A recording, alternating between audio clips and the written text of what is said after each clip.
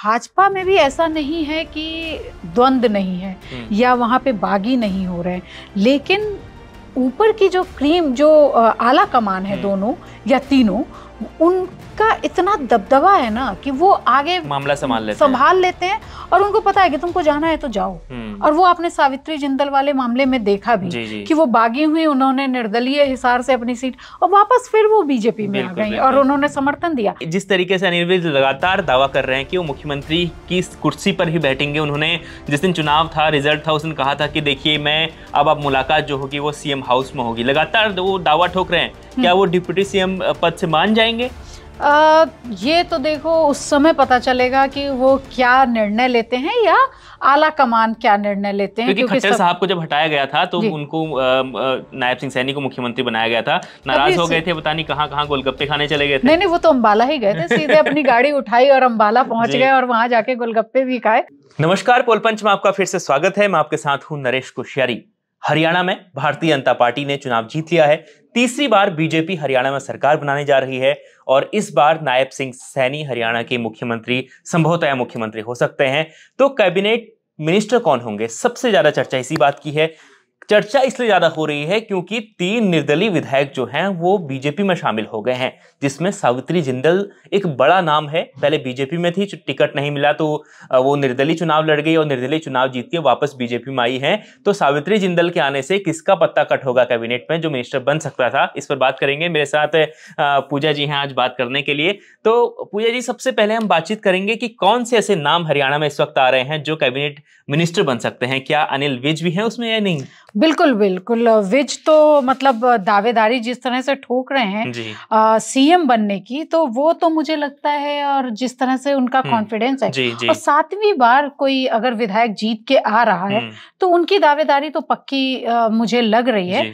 हो सकता है जैसा कि बीजेपी हमेशा से करती रही है कि एक सीएम फेस रखती है और 2 डिप्टी सीएम कर देती है, तो हो सकता है कि ये भी वो इस बार हरियाणा में तो खास कर मतलब डिप्टी सीएम हो सकता है हरियाणा में। बिल्कुल बिल्कुल, इस बार तो लग रहा है क्योंकि जिस तरह से विधायक बागी हुए थे और एंटी इनकम्बेंसी के बाद जिस तरह से जीत के आए हैं और कांग्रेस में तो हलचल उन्होंने मचा ही दी है, भाजपा में भी हलचल। लेकिन आपको लगता है कि जिस तरीके से अनिल विज लगातार दावा कर रहे हैं कि वो मुख्यमंत्री की कुर्सी पर ही बैठेंगे, उन्होंने जिस दिन चुनाव था, रिजल्ट था, उस दिन कहा था कि देखिए मैं अब मुलाकात जो होगी वो सीएम हाउस में होगी। लगातार वो दावा ठोक रहे हैं, क्या वो डिप्टी सीएम पद से मान जाएंगे? ये तो देखो उस समय पता चलेगा कि वो क्या निर्णय लेते हैं या आला कमान क्या निर्णय लेते हैं। क्योंकि खट्टर साहब को जब हटाया गया था तो उनको नायब सिंह सैनी को मुख्यमंत्री बनाया गया था, नाराज हो गए थे, पता नहीं कहाँ गोलगप्पे खाने चले गए थे। नहीं, वो तो अंबाला ही गए थे, सीधे अपनी गाड़ी उठाई और अंबाला पहुंच गए और वहां जाके गोलगप्पे भी खाए। और जब मेरी बातचीत उनसे हो रही थी तो कहते मैं नाराज नहीं था, मैं तो सिर्फ ये कह के आया था कि मुझे अपने वर्करों से मिलना है, चुनाव का समय करीब आ रहा है। तो उनको कहीं चित्रा सरवारा जो है वो उस समय लग रहा था कि उनको बड़ी टक्कर देंगी, जैसा कि उन्होंने इस बार भी अच्छी खासी टक्कर दी है। ये एक तरीके से बीजेपी का मैनेजमेंट कहें या बीजेपी नेताओं की एक अपनी शैली कहें, नाराजगी थी लेकिन खुलकर बाहर नहीं आई। वहीं दूसरी ओर कांग्रेस में आपने देखा होगा शैलजा और हुड्डा गुट में नाराजगी थी। शैलजा की नाराजगी खुलकर सामने आई, कितने दिन तक चुनाव प्रचार करने गई नहीं, वो भी ठीक चुनाव से पहले। उसकी वजह से हरियाणा में आज जो नतीजा है वो सामने है, आप देख रहे हैं। नहीं, ऐसा मैं कांग्रेस के मामले में तो ये बिल्कुल ही अलग बात है कि वहां की लड़ाई, वहां पे पावर वो एकदम कब्जा कर लिया था हुड्डा सन और पिता और बेटे ने। लेकिन भाजपा में भी ऐसा नहीं है कि द्वंद नहीं है या वहां पे बागी नहीं हो रहे हैं, लेकिन ऊपर की जो क्रीम जो आला कमान है दोनों या तीनों, उनका इतना दबदबा है ना कि वो आगे मामला संभाल लेते हैं और उनको पता है कि तुमको जाना है तो जाओ। और वो आपने सावित्री जिंदल वाले मामले में देखा भी कि वो बागी हुई, उन्होंने निर्दलीय हिसार से अपनी सीट और वापस फिर वो बीजेपी में आ गई और उन्होंने समर्थन दिया।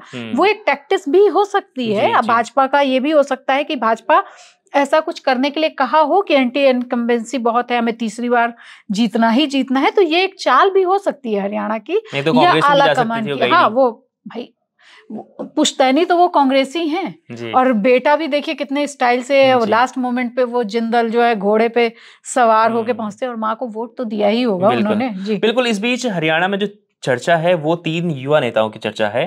3 बड़े नेता हैं, इसमें किरण चौधरी है, उनकी बेटी श्रुति चौधरी इस बार चुनाव जीत के आई हैं, राव इंद्रजीत सिंह की बेटी आरती चुनाव जीत के आई हैं, इसके अलावा सतपाल सांगवान के बेटे भी चुनाव जीत के आए हैं। तो आपको लगता है कि इन तीनों में से किसी एक दो को कैबिनेट मंत्री बनाया जा रहा है?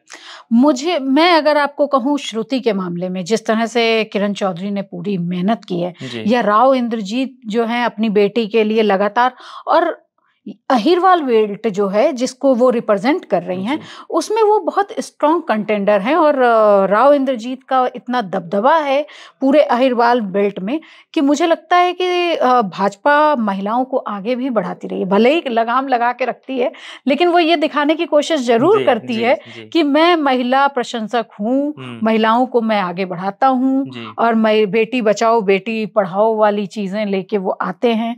और जिस तरह से उन्होंने अपने मैनिफेस्टो में महिलाओं के लिए बहुत सारी योजनाएं, 500 रुपीज सिलेंडर के लिए, तो ये सारी चीजों को देखते हुए मुझे लगता है कि इस बार जब कैबिनेट की पूरा डिसीजन लिया जाएगा और 15 तारीख को महिलाओं को वो अच्छी खासी सीटें देंगे। बिल्कुल। इसी बीच आप लोगों को बता दूं कि जो अभी तक चर्चा चल रही है उसमें से कुछ नाम, अब खबरें चल रही हैं लगातार, तो मैं अपने दर्शकों को बता दूं कि बीजेपी का जो प्लान है उसमें 2 पंजाबी नेता कैबिनेट में हो सकते हैं, ब्राह्मण हो सकते हैं, जाट यादव, ये जो वाल्मीकि गुर्जर और जाटव जाति के मंत्री बन सकते हैं। ये इस तरह का कॉम्बिनेशन बनाया जा रहा है। और हरियाणा इसमें जो अनिल विज का नाम भी इसमें आ रहा है, हालांकि कह रहे हैं कि वो डिप्टी सीएम बन सकते हैं, लेकिन अगर डिप्टी सीएम का पद नहीं बीजेपी ने नहीं रहा, हालांकि उसका कोई ऐसा पद संवैधानिक तौर पर तो डिप्टी सीएम का पद होता नहीं है, लेकिन अगर बीजेपी डिप्टी सीएम बनाना चाहे तो बना सकते हैं, नहीं तो उनको भी पिछली बार की देखिए आप यूपी देखें, आप जो है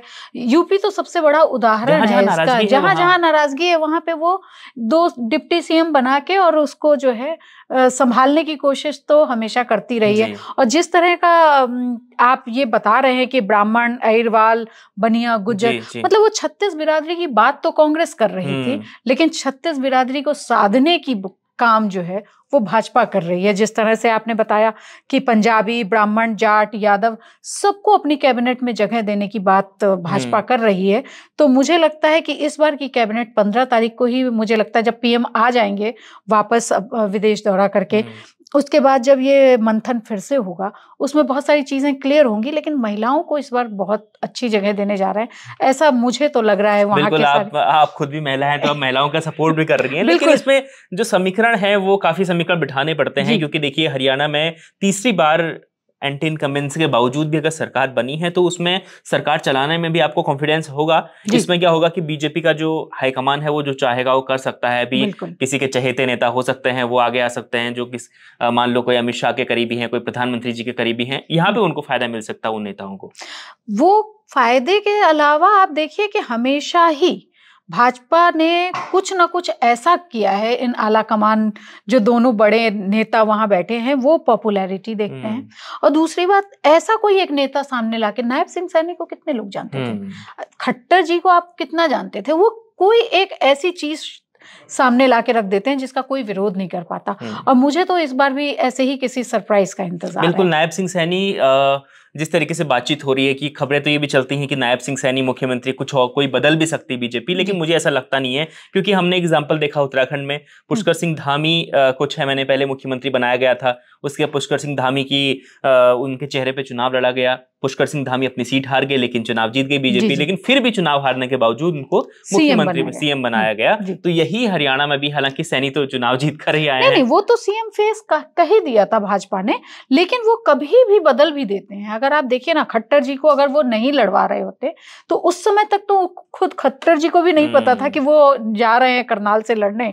तो आप ये सोच लीजिए कि भाजपा और इनका जो ऊपर जो बैठी हुई लेयर है, जो सब पे बाघ की नजर रखे हुई है, चाहे वो, उसमें आरएसएस का भी बहुत अहम रोल है। और आरएसएस वाले क्या कहते हैं और क्या फीडबैक देते हैं जो ग्राउंड लेवल पे काम कर रहे हैं, उससे सब कुछ वहां पे मंथन होता है और उसके बाद सारे डिसीजंस होते हैं। बिल्कुल, तो अब देखते हैं कि किस तरीके की कैबिनेट बनती है। 15 तारीख का इंतजार रहेगा। अभी तक तो टेंटेटिव डेट 15 की है, लेकिन जो नाम चल रहे हैं उन नामों की काफी चर्चा है। देखिए हरियाणा की नई सरकार किस तरीके से बनती है, उसमें क्या जाति समीकरण साधा जाएगा या उन नेताओं को तवज्जो मिलेगी जो कई बार 3 या 4 या 5 बार चुनाव जीत के आए हैं, ये हमें थोड़ा इसका इंतजार करना होगा। होगा, लेकिन जो नाम चल रहे हैं और खास तौर पर सावित्री जिंदल के नाम की भी खूब चर्चा होने लगी है। श्रुति चौधरी की भी चर्चा हो रही है। बिल्कुल, श्रुति चौधरी की भी और चर्चा मुझे लग रहा है कि अहिरवाल बेल्ट को अगर इन्हें साधना है तो राव इंद्रजीत की बेटी जो आरती पहली बार आई है, भले ही उनको भी चांस देने में मुझे नहीं लगता, क्योंकि मोदी हमेशा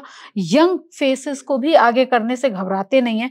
लेकिन कुछ नाम जो सोर्सेज हमारे बता रहे हैं, अनिल विज जो पंजाबी बिरादरी है, कृष्ण बेदी जो वाल्मीकि बिरादरी से आते हैं, कृष्ण लाल पंवार जो जाटव बिरादरी से आते हैं, अरविंद शर्मा जो ब्राह्मण बिरादरी से आते हैं, वहीं महिपाल ढांडा जो जाट बिरादरी साथ, इन लोगों के नाम तो चल रहे हैं। क्योंकि देखिए आप पिछली ये जो चुनाव गया उसमें से 10 में से 8 मंत्री जो हारे हैं, उससे ये लोग बड़ा सबक लेंगे, मुझे ऐसा लगता है। बिल्कुल। तो देखिए जो नाम है इनकी खूब चर्चा है, लेकिन इन नामों पर आखिरी मुहर जब लगेगी तब तक हमें इंतजार करना होगा। इंतजार आप भी जरूर कीजिए और लगातार हम पोल पंच के जरिए आपको बताते हैं कि किस तरीके से देश की राजनीति में क्या हलचल हो रही है। अभी हरियाणा राजनीति बात कर रहे हैं। हरियाणा में जब सरकार बन जाएगी उसके बाद हम महाराष्ट्र की ओर जाएंगे और लगातार आपको पोल पंच में देश की राजनीति के हर एक पहलू को बताएंगे, किस तरीके से उठापटक चल रही है और किस तरीके से कौन पार्टी किसे पीछे कर रही है और कौन देश की राजनीति में सर्वोच्च बन रही है। लगातार देखते रहिए पोल पंच, बने रहिए India.com के साथ। बहुत बहुत शुक्रिया।